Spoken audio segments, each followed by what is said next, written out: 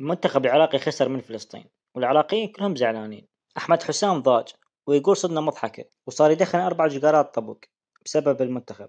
والله أكبر صدنا مضحكة صدق.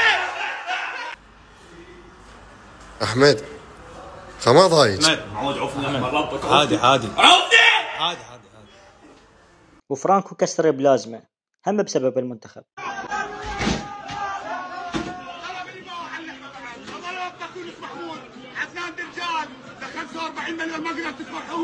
هم مداكم لك مدرب هذا زربة تعطوه $1,000,000 بالسنة، لك ما تخافون الله ويا فلسطين تخسرون.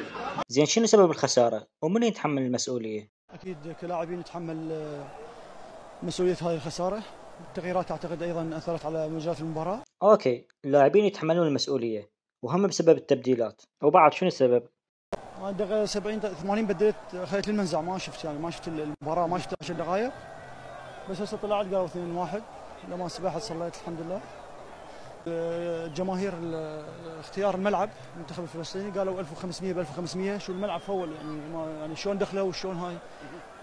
يقول طبيت أسبح ومن طلعت لقيتهم متقدمين عين 2-1 وهم صوت الجمهور جايين هواية. ليش هيك؟ أدري بيكم ما اقتنعتوا لأن أنا هم ما اقتنعت. خلينا نشوف يونس محمود شنو يقول على هاي الخسارة.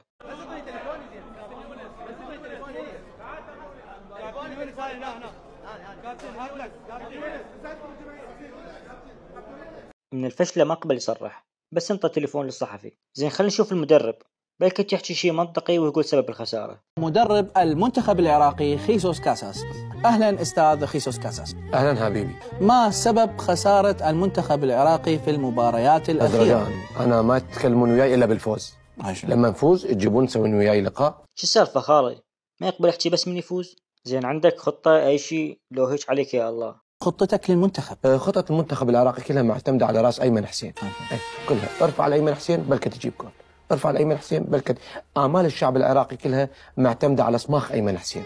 لكن للأسف كثير من المنتخبات اللي نلعب وياهم اكتشفوا هذا الموضوع وخلوا واحد يراقب أيمن حسين، فوضلينا ما نقدر نسجل أبدا وضلينا نخسر. أوكي، طلعت الخطة مال المنتخب هي راس أيمن حسين، بس شنو؟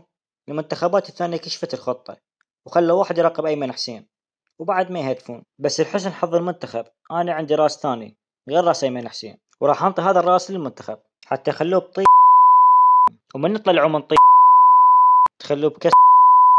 زين ليش كل لعبة تغير التشكيلة وما ثابت على تشكيلة واحدة؟ طبعا هذا تكتيك استاذ، تكتيك لأنه بس نثبت على تشكيلة ننكشف كل يوم نغير. بس فهمني أنت على أساس تختار اللاعبين؟ أشكل المنتخب بالفيس. شنو؟ الناس حكت على هذا اللاعب بعد ما يطب خلاص. الناس رادت هذا اللاعب انطبوا بقى. تختار اللاعبين بالفيس؟ لا خوش وصلنا لكأس العالم. زين عراقيين راضين على الجاي يصير لو لا؟ انت تبكي ليش تبكي؟ ما كنا متوقعين هاي النتيجة، كنا متوقعين أداء أفضل. لا كل شيء ولا تبكين، يروح لك فدوى المنتخب او اقول لك يروح لك العراق كله فدوى. انت كمشجعة هسه انت متفائل العراق يوصل كأس العالم؟ صراحة بهذا اللعب يعني اعتقد انه راح نتأهل ان شاء الله ان شاء الله ان شاء الله. كلامك كله صح واكيد المنتخب راح يوصل لكأس العالم بهذا اللعب، بس غير نجيب مدرب براسه خير. وهنا كل الشعب العراقي اتفق على ابو خليل، بس خلينا نختبره اول شيء. اول واهم شيء عندك خطة؟ علاوي هناني كنت موتوا هناني عباس وهناني بارو وخليفة يلزم الورا، اهم شيء يلزم الورا. حلو، خطة موجودة. زين عندك حماس المدرب؟ من أجل أن يتحقق الحلم المفقود منذ 23 سنة. كرة بمحاولة تصل في منطقة الجزاء.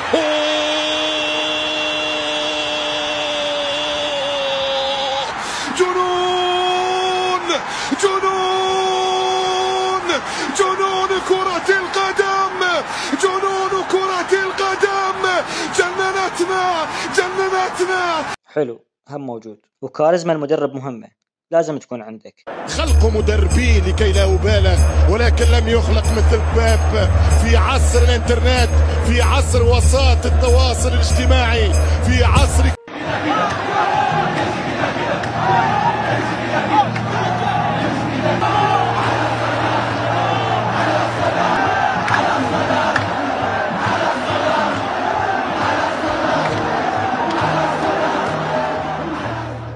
ممتاز، هم موجودة. ها هي العد، نعتمد على أبو خليل حتى يصير مدرب المنتخب، على الأقل حتى ما نخسر.